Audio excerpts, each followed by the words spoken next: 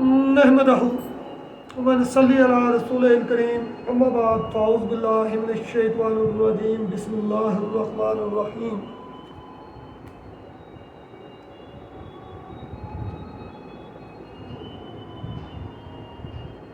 ए अल्लाह, बिलाशुबा मैं तुझसे इसलिए सवाल कर रहा हूँ कि मैं इस बात की गवाही देता हूँ कि तू ही अल्लाह है, तेरे सिवा कोई मबूद नहीं। तू यकता यानी अकेला है, ऐसा बेनियाज है जिसकी कोई औलाद नहीं और ना वो किसी की औलाद है और कोई भी काम उसके हम पल्ला नहीं। ए अल्लाह, यकीनन मैं तुझसे इसलिए सवाल कर रहा हूँ कि हर किस्म की तारीफ़ तेरे लिए है, तुझे अकेले के सिवा कोई मबूद नहीं, तेरा कोई हिस्सेदार नहीं, तू बेहद एहसान करने वाला है। ए आसमानों और ज़मीन को बेमिसल पैदा करने वाले, ए साहिब जलाल और इज़्ज़त वाले, ए जिंदा जावेद, ए कायमो दायम, ए अल्लाह, बेशक मैं तुझसे जन्नतुल फरदौस का सवाल करता हूँ और आग से तेरी पनाह में आता हूँ। ग्रुप के तमाम मुसलमान भाइयों को मेरी तरफ से अस्सलामु अलैकुम व रहमतुल्लाहि व बरकातुहू। तमाम हिंदू भाइयों और दीगर मज़ाहिब के तमाम दोस्तों को, भाइयों को मेरी तरफ से बहुत बहुत सलाम। अपने के टॉपिक पे आज जो इल्म, जो बातें मैं आपकी खिदमत में पेश करने जा रहा हूँ, कोई भी उस्ताद अपने शागिर्द से, बल्कि पुराने ज़माने में तो और आज तक मेरे अलावा कोई बाप भी अपने बेटे से ये इल्म नहीं बयान करता। बड़े से बड़े गुरु अपने चेलों को ये बात नहीं बताते, कोई दोस्त अपने दोस्त को भी इन बातों की हवा नहीं लगने देते। पहली दफ़ा ये आइडियोज़ मेरी अबरक के ऊपर व्हाट्सएप ग्रुपों में चली थी और मैंने पहली दफ़ा ये नॉलेज अबरक का पूरी दुनिया के सामने इसके राज को ओपन किया था और आज यूट्यूब पे भी इसके राज को मैं आपकी खिदमत में पेश कर रहा हूँ।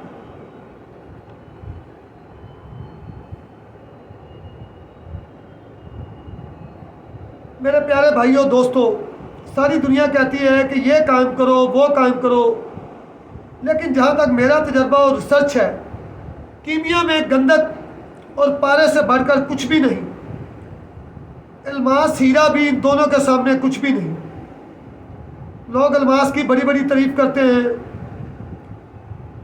वो काबिल तारीफ है मगर सबकी पहुंच से बाहर है। मगर इसके बावजूद अगर साहिब इल्म लोग इस बात पर गौर करें कि अल्मास किस चीज़ का मुताज है, अल्मास बड़ा हुआ या वो चीज़ बड़ी हुई जिस चीज़ का हीरा भी मोहताज है।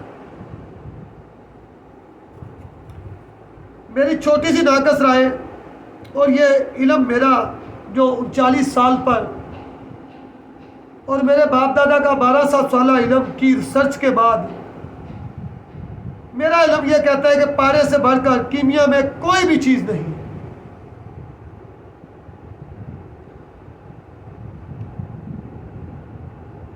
पारे को कायम करने के लिए दुनिया भर के उस्तादा, दुनिया भर के कीमियागार तरह तरह के कंधे और तरह तरह के तरीके इस्तेमाल करते हैं,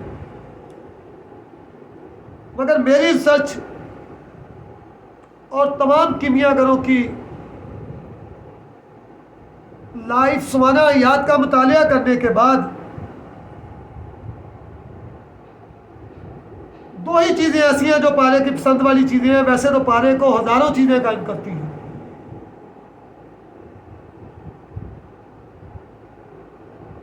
मगर इसके पसंद वाली चीज़ें दो ही हैं।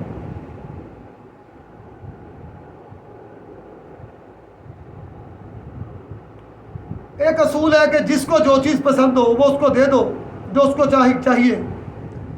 जब आप किसी को उसकी मनपसंद चीज़ दे देंगे तो वो उछलता कूदता कुछ भी करता हुआ बिल्कुल सुकून से बैठ जाएगा।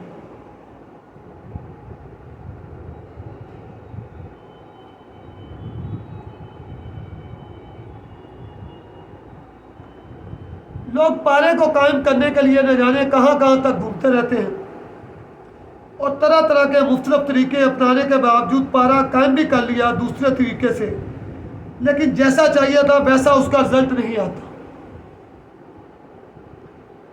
इसलिए लोग परेशान हो जाते हैं। आचार्य ने, उस्ताज़ा ने, गुरुओं ने भी अपने वक्तों में जब इस पर सर्च की वो भी परेशान हो गए कि आखिर क्या किया जाए कि हमारी कीमियागरी में ये बात हज़ारों सालों से दर्ज है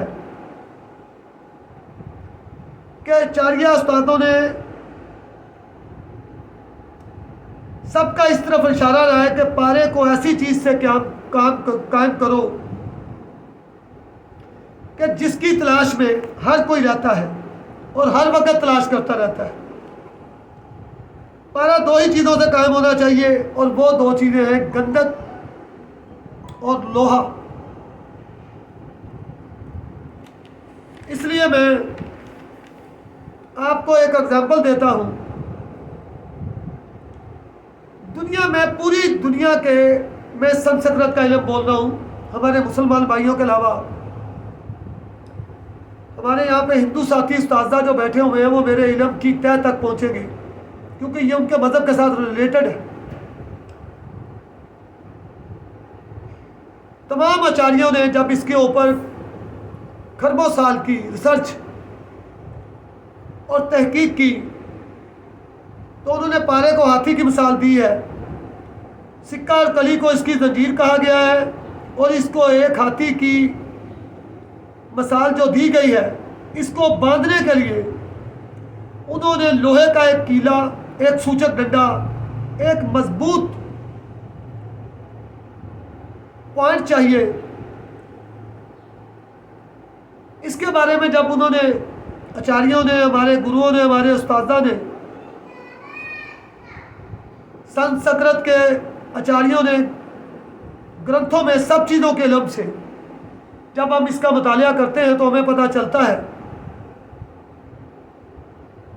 कि इससे बढ़कर, इसके आगे, इससे बेहतर कोई चीज़ नहीं। जब इसके मकसद के लिए उस्ताद आचार्य लोहे के पास आए, उन्होंने कहा कि लोहे से बढ़कर और गंधक से बढ़कर दुनिया में कोई चीज़ नहीं, लेकिन गंधक होने के बावजूद भी लोहा जो है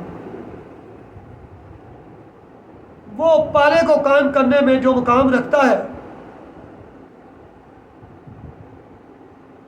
वो जब इसको पारे को लोहे के साथ कायम करने के लिए आए तो उन्होंने कोई आम लोहा नहीं चुना। उन्होंने एक बहुत ही अक्सरी लोहा चुना जिसको अब्रक का लोहा कहते हैं। अब्रक के अंदर अल्मुनियम, मैग्नीशियम, सिलिकॉन है, लोहा है, क्योंकि अब्रक का जो लोहा है उसके साथ कुदरत ने मैग्नीशियम और अल्मुनियम शामिल किया है। अल्मुनियम एक ऐसी चीज़ है जब पारे को उसका संजोग होता है, मिलन होता है, उसका मिलाप होता है, पारा उस वक़्त अपना मुंह खोल देता है। ये सब कुछ देखकर आचार्य उस्तादों की नज़रें जो है वो पारे को कायम करने के लिए अब्रक के लोहे पर गई।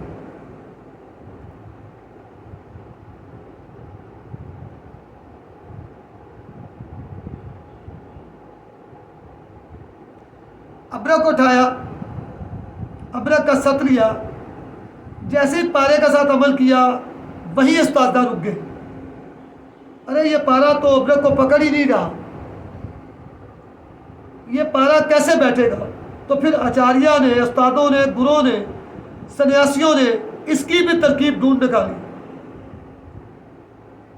इसके साथ उन्होंने सोचा कि ऐसी चीज़ का इंतखाब किया जाए तो जो चीज़ों का मिलन करा दे, यानी काजी नुकाखवा पंडित जो दो लोगों की शादी करके उनको एक कर देता है।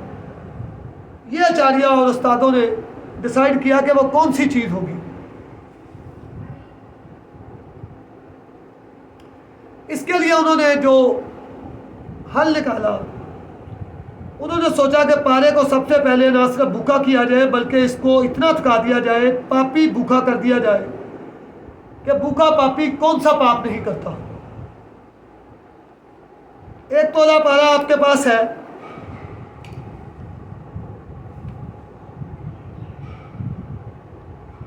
आप इस पर सोचो विचार करें। मैं इस इल्म को शेयर करने से पहले तमाम अपने हिंदुस्तान के साज़ा, चूँकि ये जो मैं इल्म बयान कर रहा हूँ ये उनके मज़हब रिलीजियन के साथ अटैच है, संस्कृत। जहाँ पर मैं गलत हूँ अपने कमेंट से, अपनी राय से मुझे आगाह करें। मैंने पूरी कोशिश की है 25 साल इसके ऊपर मेहनत करने के बाद जिस स्तर पर मैं पहुंचा वो आपकी खिदमत में बयान करूं। तरीका नंबर 1 जो आचार्य ने इसका निकाला, अबरक सत का पारे से 64वां हिस्सा लेना है। ये साइंटिफिक बात भी है। एक मिट्टी का बर्तन संपल ले, उसमें हीरा किसी सुहांजना के बीज, सुहागा, सींदा नमक, हिंग, गंधक सब 1-1 तोला और लीमू का सत मुकद्दर 3 तोला को कतरा कतरा डालकर इस अबरक के सत के साथ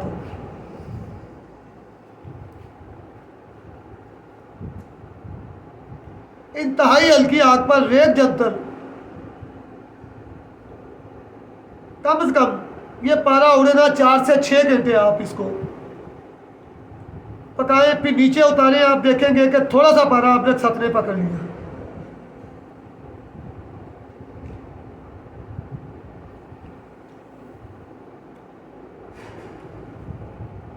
अब नीचे उतार के आपने 32वां हिस्सा लेकर, पहले आपने 64वां हिस्सा लिया था, अबरक का साथ पारे से पहले 64वां हिस्सा था। अब आपने 32वां हिस्सा लेकर इस पर अमल करें। पारे के बराबर अबरक साथ एक दूसरे के अंदर जब तक जज़म ना हो जाए ये अमल बार बार दोहराते रहे। ये जो पारा तैयार होगा दुनिया की किसी आग में नहीं जाता। बाद में यहाँ से निकालकर तमाम खट्टी चीज़ों के अंदर डालकर पोटली बांधकर इसको पकाना है ताकि अबरक सत पारे को अपने अंदर जज़ब कर ले, यह जारी सारी हो जाए उसके अंदर और उसकी गर्मन द्रुति और बाह्य द्रुति दोनों द्रुतियाँ मुकम्मल हो जाएं। ये पारा किसी बंद खुली आग पर कहीं भी नहीं जाता और ये पारा वो तमाम काम करता है जो कीमियागर करना चाहते हैं। इसको गोल्ड का तुखम देकर 6 गुना गंधक आप इसमें जारन कर दें। पारे से 6 गुना गंधक बार बार मिलाकर इसमें जारन की जाए। रेत जंतर ये सुरख रंग की अक्सीरी गंधक बनती है और ये एक बीड़ है। तमाम हिंदू भाई बीड़ का मतलब समझते हैं और ये छोटा सा एक अमल है मगर इसको काया माया वेदी कहते हैं। इसके अलावा और भी बहुत शॉर्टकट है। मैं थोड़ा सांस ले लूँ, वीडियो काफ़ी लंबी हो गई, कोई बात नहीं, थोड़ा मैं सांस ले लूँ, कुछ खाता भी रहूँ।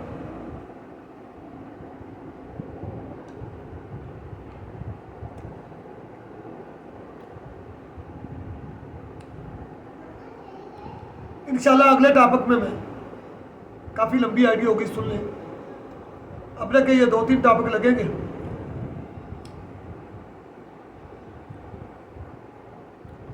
आपकी खिदमत में बयान करता हूँ, मेरे चैनल को सब्सक्राइब करें, बेल आइकन को दबा दें।